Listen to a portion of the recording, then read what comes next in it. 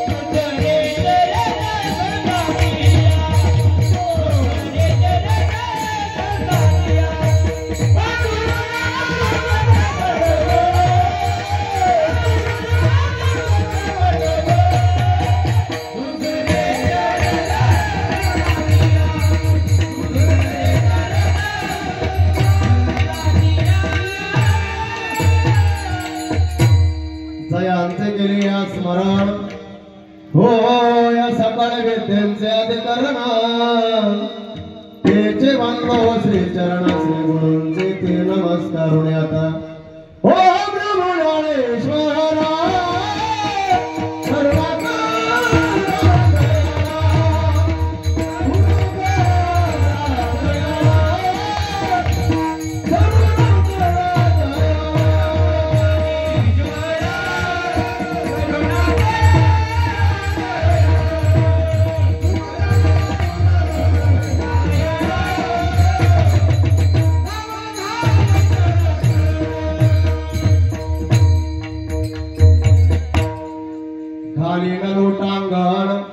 वंदेन चरण डोळ्याने पाहिन रूप तुझे प्रेमे आनंदेन आनंदे पूजेन भावे ओवाळीन म्हणे नामा प्राप्त प्रसंगी भगवंताच्या कीर्तन रूपी सेवेकरिता निवडलेला अभंग पंढरपूर निवासी पांडुरंग परमात्म्याचे लाडके बाल भागवत प्रेममूर्ती सकल संत श्री नामदेव महाराज यांचा 2 चरणाचा सर्वांच्या पाठातला हा मागणी पर प्रकरणातील अभंग सेवेकरता निवडलेला आहे. विठाला विठाला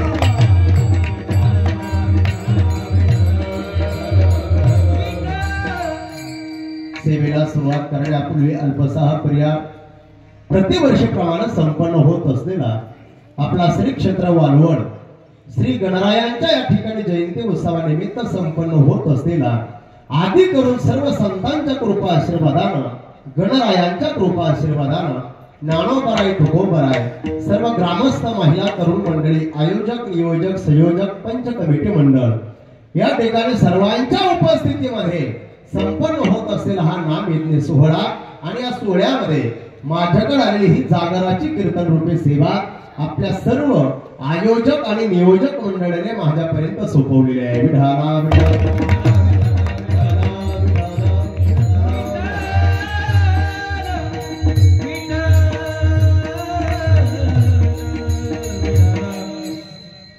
आज या सेवेकरता सुंदर अशी या ठिकाणी साथ देण्याकरता गायनाचार्य हरिभक्तीपरायण दत्तात्रय महाराज चव्हाण तात्या महाराज हजारे आदी करून सर्व टाळकरी मंडळी मृदंगाचे गोर साथ करणारे हरिभक्तीपरायण बळीराम महाराज सकट या ठिकाणी सुंदर असे हरिपाठ काकडा तबला वादन गायनाचार्य चोरदार स्पीकर साऊंड सिस्टीम करता जोरदार टाळ्या होईल. सुंदर अशी साऊंड सिस्टीम आहे. समस्त ग्रामस्थ वालवडकर मंडळी या अन्नदानाच्या या ठिकाणी सकाळी अन्नदान देणारे सायंकाळी अन्न देणारे सर्व या ठिकाणी या सप्ताहाला सर्व पूर्ण फुलाचे पाकळी या ठिकाणी सहकार्य करणारे सर्व मंडळीच्या चरणारविंदे नतमस्तक होतो. अतिशय गोड तुमचं या ठिकाणी नियोजन आहे. विठाला विठाला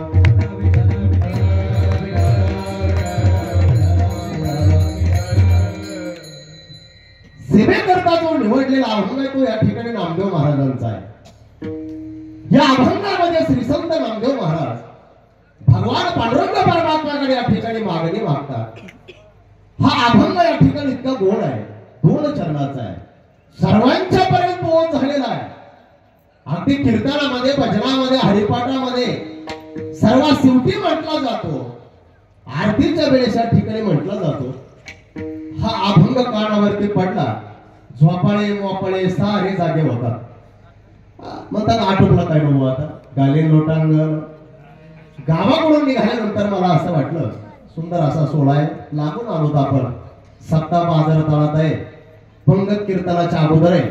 कीर्तनाला लोक जमतात की नाही बुवा अगोदर मला असं वाटलं दत्ता महाराज. परंतु असं वाटलं गाली लोटांगण आणि मोकळा पटांगण असं राखलं काय अगोदर वाटलं. परंतु तुमच्याकडे या ठिकाणी परमार्थातलं खरंच या ठिकाणी सुंदर परमार्थ तुमच्या या परिसरामध्ये संपन्न होतो. जवळपास चांगलीच या ठिकाणी सुंदर अशी अधिष्ठान या ठिकाणी आहेत. परमार्थ करावा हा तुमच्या परिसरातल्या मंडळीने अतिशय गोड असं नियोजन आहे. गोड अशा वातावरणामध्ये हे 2 तास आपल्याला भगवान पांडुरंग परमात्म्याकडे मागणी अभंगाच्या द्वारे मागायचे आहे. अभंग नामदेव महाराजाचा आहे. सर्वांच्या पाठातला आहे. परंतु अभंगाचा भाव अतिशय गोड आहे. वारकरी संप्रदायामध्ये भक्ताने देवाकडे मागावं आणि जे भक्ताने देवाकडे मागितलंय आणि मागितल्यानंतरच देवाने त्या भक्ताला द्यावं हे बोलणं आपल्या वारकरी संप्रदायामध्ये जरा कमी पडतं महाराज. कारण असं आहे भक्ती वेदांत शास्त्रामध्ये वर्णन असं आलंय भगवान पांडुरंग परमात्म्याची सेवा करणारी भक्त मंडळी देवाकडे संकटाच्या वेळी न मागो भगवान परमात्म्याच्या साधूचा अंतर्भाव अंतर्मनातल्या गोष्टी ओळखतात आणि त्या साधकाच्या त्या भक्ताची इच्छा पूर्ण करतात असा आपला संप्रदायाचा नियम आहे महाराज. एक उदाहरण सांगेन. पैठण निवासी शांतिवर्म एकनाथ महाराज पूर्वी या ठिकाणी त्यांचा नियम असा होता आणि त्या एकनाथ महाराजांचे पंजोबा म्हणजे संत भानुदास महाराज. भानुदासाचे कुळी महाविष्णूचा अवतार. एकनाथ महाराजांचे पंजोबा संत भानुदास महाराज. या भानुदास महाराजांचा एक नियम होता पूर्वी. काय नियम? पायी पैठण ते पंढरपूर पायीवारी करणं महिनावारी महाराजांचा नियम असायचा.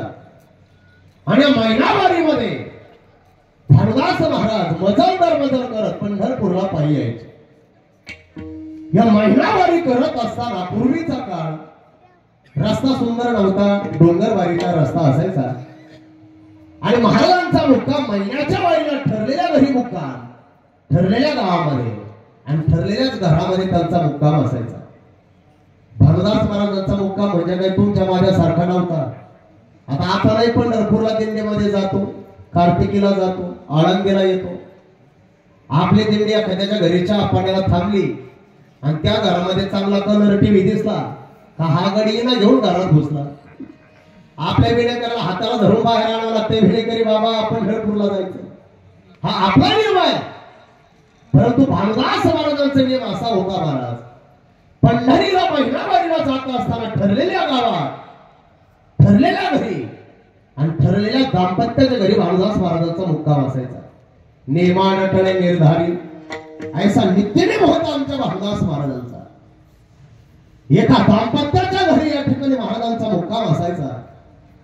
हे मुक्काम करत असताना ते पती पत्नीच्या घरी 42 वर्ष त्या पती पत्नीने अंधकारणापासून भानुदास महाराजांची वारकऱ्यांची सेवा केली. परमार्थ का करायचा? सुंदर अशा अन्नदानाच्या पंक्ती तुम्ही 8 दिवसापर्यंत देता. का गणवयांचा उत्सव करायचा? का अखंड नारळाचा सोहळा करायचा? का वर्गणी द्यायची या सप्ताह करता? का धर्म कार्य करायचं? काय होतं संतांची सेवा केल्यानंतर?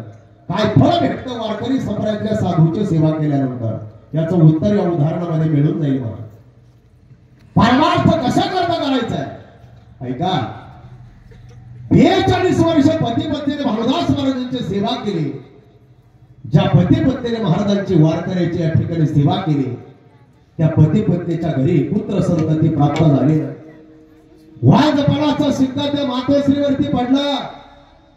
गावातल्या गल्लीतल्या महिला वाज म्हणून त्या मातोश्रीने हिरवण बोलायच्या. आईचं अंतकरण होतं, वाईट वाटायचं. 42 वर्ष झाले पोटी पुत्र संतान नाही, पोटी मुलबाळ जन्माला आलं नाही. वाजपणाचा सिक्का पडला, मुलगा होण्याचं वय संपत आलं. परंतु पहा का 42 वर्ष सेवा केली आणि त्या सेवेचं फळ त्या पती पत्नीच्या जीवनामध्ये मिळालं. म्हणा काय त्या वारकऱ्यांची सेवा केली, त्या वारकऱ्यांची सेवा पांडुरंग परमात्म्याने कृपा केली. म्हणा काय फळ त्या पती पत्नीच्या जीवनामध्ये मिळालं. म्हणा अगदी मुलगा होण्याच्या शेवटच्या क्षणी त्या पती पत्नीच्या जीवनामध्ये सुंदर असा गोरा पान मुलगा जन्माला आला. महाराज मुलगा होण्याच्या शेवटच्या क्षणी मुलगा जन्माला आला. गोरा पान मुलगा पाहता क्षणी घुसळून घ्यावा. संपूर्ण गावाला या गोष्टीचा आनंद झाला. आई वडिलांचा आनंदाने काळ सरत होता. मुलगा झाला, मुलगा झाला. गोरा पान मुलगा लहानचा मोठा होऊ लागला. गल्लीतल्या मुलासोबत शाळेमध्ये जाऊ लागला. बघता बघता महाराज घरी येऊ लागले. तो मुलगा महाराज घरी आले की धावत पळत जायचा. भानुदास महाराजांचं दर्शन करायचा, त्यांच्या साठामध्ये जेवण करायचा आणि महाराजांच्या सोबत भजन म्हणून त्यांच्या जवळ झोपी जायचा. भानुदास महाराजांना फार आनंद आणि समाधान वाटायचं. पारमार्थिक मुलगा आणि संस्कारी मुलगा घरामध्ये जन्माला आला वारकऱ्यांच्या सेवेला.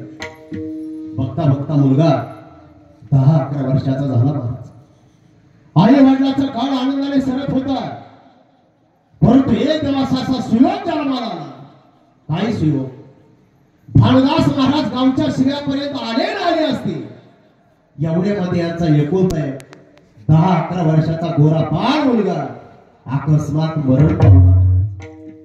अकस्मात मरण पावला. महाराज अशा ठिकाणी गावाच्या शिवेपर्यंत आले असते.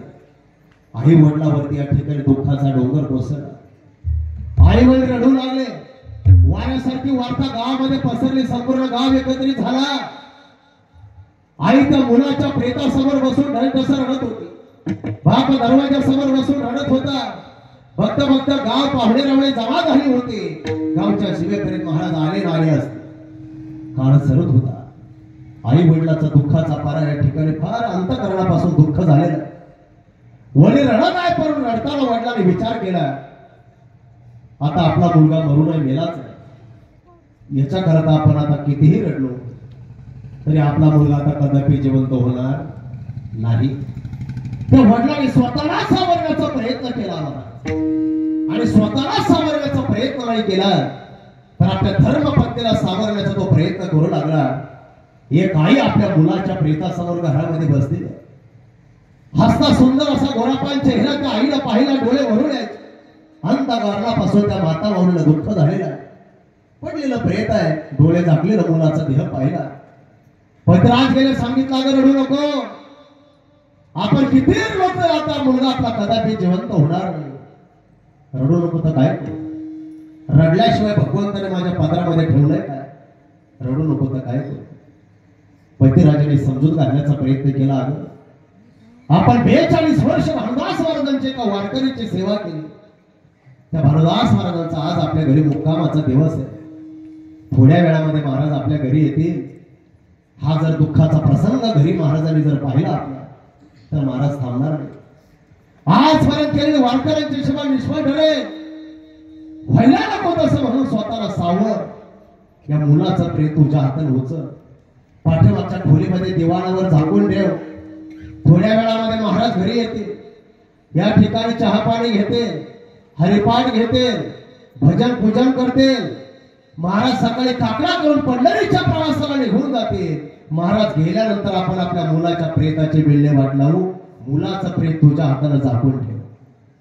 ऐकताना तुम्ही सर्वजण, महाराष्ट्राच्या मातेमध्ये अशी कोणती मातोश्री आहे, कोणती आई आहे की स्वतःच्या मुलाचं प्रेत आपल्या घरामध्ये झाकून ठेवून वारकऱ्यांची सेवा करेल? बोलणं सोपं आहे महाराज, करणं फार कठीण आहे. परंतु पतिव्रत भावाने बंदिस्त असलेल्या त्या मातेचा नावेला झाला डोळे पुसले. डबडबड्या डोळ्यानं मुलाचं प्रेत आपल्या हाताला उचलला, पाठीमागच्या गादीवरती झाकून ठेवलं. एवढ्यामध्ये महाराजांचा शुभ आगमन त्या पतिपत्नीच्या घरी झालं. श्री विठ्ठल, जय विठ्ठल. महाराज आले. बसण्याकरता घोंगडी टाकली. घोंगडीवरती महाराज या ठिकाणी बसले. घोंगडी हे वारकरी संप्रदायामध्ये अतिशय पवित्र वस्त्र आहे. किती पवित्र आहे! या ठिकाणी त्या घोंगडीचा स्वीकार कोणी केला? भगवान गोपाळ श्रीकृष्ण परमात्म्याने केला. उद्या ऐकणार आहात तुम्ही. भगवान श्रीकृष्ण परमात्म्याने घोंगडी खांद्यावरती घेतली. सिद्ध संत बाळूमामाने ती घोंगडी आपल्या खांद्यावरती घेतली. तीच घोंगडी या ठिकाणी कीर्तनकाराच्या पायाखाली आसन म्हणून वापरतात. ते पवित्र वस्त्र आहे. तीच घोंगडी खंडेरायाने आपल्या खांद्यावरती घेतली महाराज. मग घोंगडी आपल्या प्रत्येकाच्या घरामध्ये असावी. ते अतिशय पवित्र वस्त्र आहे. बसण्याकरता घोंगडी टाकली. महाराजांना गोड पाणी घेतलं. संपूर्ण सगळ्या ठिकाणी प्रवासाचा श्रमपरिहार झाला. महाराजांचा हरिपाठ झाला. पंचपाकोणाचा स्वयंपाक त्या धर्मपत्नीने या ठिकाणी महाराजांकरता केला. पती पत्नीने आतून श्रद्धाने घेतलं. दर्शन घेतल्यानंतर सुंदर स्वयंपाक तयार झाला. बसण्याकरता पाट मांडलेला आहे. 2 ताटं मांडली. पाण्याचा तांब्या भरून ठेवलाय. पुरणपोळीचा स्वयंपाक तर ताटामध्ये महाराजांच्या वाढलाय. पतिराजांचा वाढला त्या धर्मपत्नीनं. महाराज जेवण्याकरता बसले. पतिराज जेवण्याकरता बसले. भानुदास महाराजांनी हातावरती पाणी घेतलं. ताटाला पाणी फिरवलं. डोळे मिटवले आणि मिठेवरच्या देवाचं चिंतन केलं. पांडुरंगा या जेवायला. हातातलं पाणी जमिनीवरती भानुदास महाराजांनी सोडून दिलं. महाराज घट्ट असा पुरणपोळीचा घास भानुदास महाराजांनी तयार केला. तो घास महाराजांच्या ओठापर्यंत आला. एवढ्यामध्ये त्या भानुदास महाराजांना त्यांच्या एकुलत्या गोऱ्या पाच मुलाची आठवण झाली महाराज. आणि तेवढ्यामध्ये महाराज विचारतात, ताई साहेब मी आल्यापासून बघतोय तुमचा मुलगा दिसत नाही. कुठं गेला तुमचा मुलगा? मी घरी आलो होतो धावत पळत यायचा. माझ्यासोबत हरिपाठ म्हणायचा. माझ्या ताटामध्ये जेवण करण्याकरता बसायचा. कुठं गेला मुलगा? मुलाची आठवण झाल्याबरोबर आईचा अंतःकरण डोळे दाटून आले. कंठ भरून आला. डोळ्यामध्ये अश्रू दाटून आले. पतिराजाला तिरप्या नजरेने पाहिलं. रडलं. थांबवलं. त्या मातोश्रीने कंठ सावरला. आणि ती धर्मपत्नी महाराजांना म्हणू लागली, महाराज आमचा मुलगा असाच झोपलाय. तुम्ही येण्याच्या अगोदर पोटभर जेवण केलंय आणि पाठीमागच्या खोलीमध्ये गादीवरती या ठिकाणी सुंदर असा शांत आमचा मुलगा झोपी गेलाय. महाराज म्हटले, झोपी गेलाय? झोपला असेल तर उठवा त्याला. तोही माझ्याबरोबर 2 घास जेवण करेल. तो जर माझ्या ताटामध्ये आज जेवण्याकरता आला नाही तर मी देखील जेवणार. महाराजांनी जेवण थांबवलं. केल्यानंतर काय महाराज, त्या मातोश्रीची सप्तशती प्रगट करण्याची वेळ आली. मातोश्रीच्या आसुराचा बांध तुटला आणि ती मातोश्री रडू लागली. सांगितलं, महाराज आमचा मुलगा असा झोपलाय, आता त्याला कोणीही आणि कितीही उठवण्याचा प्रयत्न केला तरी आता तो कदापि उठू शकणार. मेलाय महाराज आमचा मुलगा, अकस्मात मरण पावलाय. वाक्य महाराजांनी ऐकल्याबरोबर हातातला घास महाराजांच्या ताटामध्ये गळून पडला. भानुदास महाराजांनी एकच काम केलं, महाराज डोळे मिटवले आणि विटेवरच्या देवाचं चिंतन केलं. पांडुरंगा, अरे परमात्मा, स्वतःच्या मुलाचं प्रेम आपल्या घरामध्ये झाकून ठेवून वारकऱ्यांची सेवा करणं हे माता आणि पिता विशाल अंतकरणाचे आहे, महान अंतकरणाचे आहे. अशा जर वारकऱ्यांचा मुलगा जिवंत झाला असता तर मला थांबायचंय महाराज या ठिकाणी. भानुदास महाराज म्हटले नाही, देवा तू यांचा मुलगा जिवंत करून दे. मनामध्ये फक्त चिंतन केलंय, देवा अरे अशांचा जर मुलगा जिवंत झाला असता तर काय झालं महाराज. झोपेतून मुलगा तसा मुलगा उठला. भानुदास महाराजांच्या चरणावरती नतमस्तक झाला आणि त्यांच्याच ताटामध्ये जेवण्याकरता बसला. हे संत सेवेचं फळ आहे. तुम्ही पंढरपूरला तुम्हाला जाणं झालं नाही तरी जाऊ नका गड्या, परंतु तुम्ही ज्या गावामध्ये राहता, ज्या ठिकाणी राहता, आपल्या धर्माचं कार्य चालू असेल, संप्रदायाचं या ठिकाणी सार्वजनिक कार्य चालू असेल, तुम्हाला शक्य होईल अन्नदान करा. धर्म कार्य करता, सेवा तुम्हाला करता येत असेल तर अवश्य करा. कधी परमार्थातलं कधी वाया जाणार नाही आणि प्रपंचामध्ये आपण कितीही करा सोबत काहीच येणार नाही. सांगू आता या ठिकाणी प्रमाण.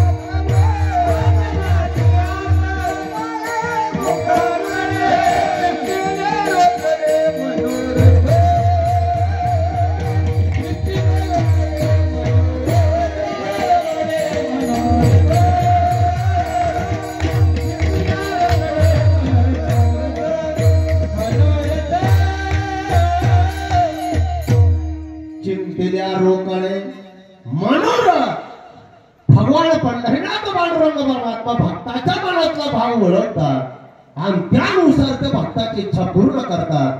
असा आपला भक्तीचा या ठिकाणी व्यवहार आहे. मागितल्या नंतरच देव येतो हे बोलणं आपल्या भक्ती वेदांत शास्त्रामध्ये कमी पडतं महाराज. याच अनुषंगानं तुकोबाला वारीच्या निमित्ताने पंढरी क्षेत्रामध्ये जातात. तुकोबाऱ्यांना भगवान पंढरीनाथाने बघितलं की पांडुरंग परमात्माने मान खाली घालावी आणि महाराजांना विनंती करावी, महाराज तुमची सेवा एवढी मोठी आहे, तुमच्या सेवेपुढे मी ऋणी आहे. काय पाहिजे तुम्हाला मी देण्याकरता तयार आहे. काय देऊ तुम्हाला? वैकुंठ पाहिजे, प्राताळातलं आधिपत्य देऊ, इंद्रपद देऊ, धन देऊ, ऐश्वर्य देऊ, काय पाहिजे ते सांगा.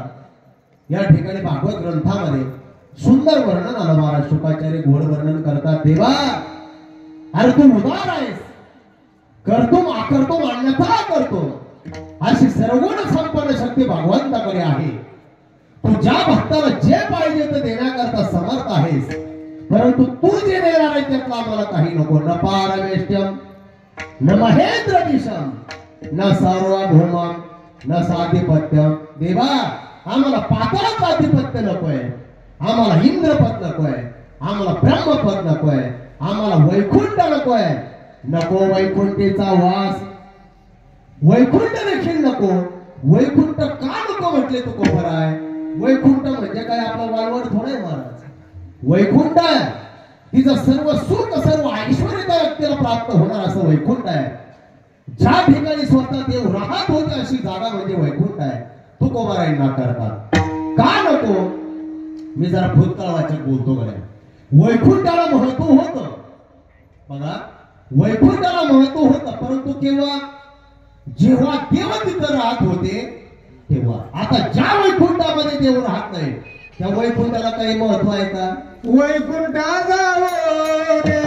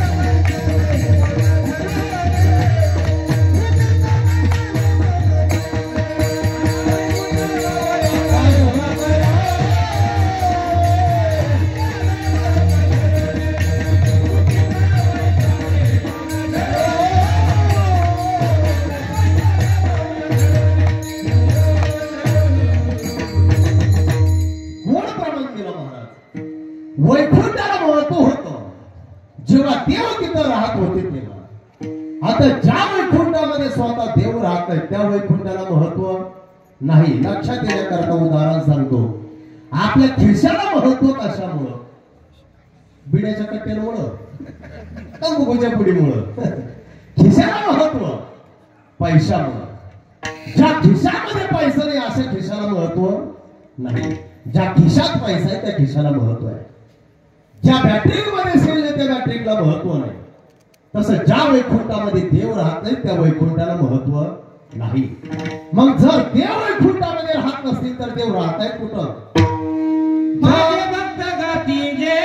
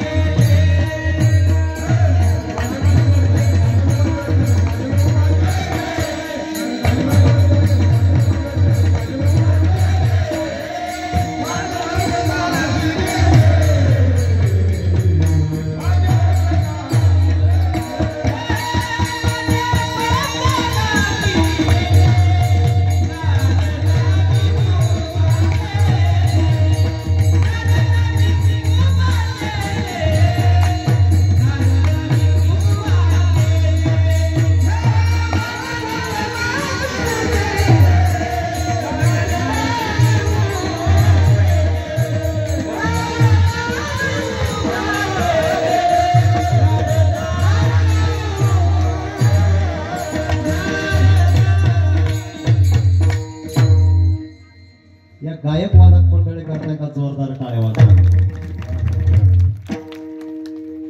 माणसं भेटतील तुम्हाला परंतु गुणवान भेटणार नाही. हे गुणवान मंडळी काय अतिशय गोड प्रमाण दिलं. जिथं भगवान परमात्म्याचे भक्त आहे तिथं देव या ठिकाणी सूक्ष्म रूपाने उभा आहे. गणरायांचा उत्सव या ठिकाणी संपन्न होतोय तर गणराय प्रत्येक कणाकणामध्ये या ठिकाणी धर्ममंडपात सूक्ष्म रूपाने उभा आहेत महाराज. म्हणून जिथं जिथं भगवान परमात्म्याची उपासना आहे, सादर आहे, श्रद्धेनं भक्ती आहे त्या ठिकाणी तो विटेवरचा देव आणि गणराया सूक्ष्म रूपाने विराजमान आपल्या जवळ होतात. जेथे कीर्तनाची जागा तेथे पांडुरंग उभा.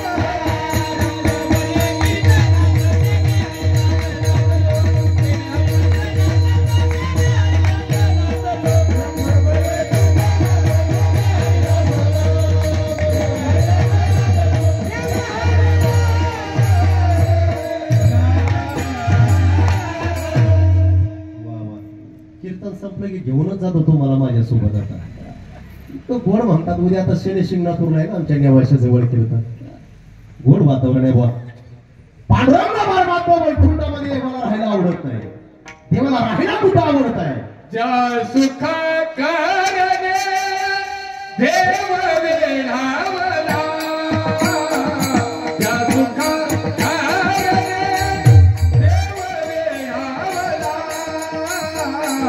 वैकुंठ गुरुजी वैकुंठ गुरुजी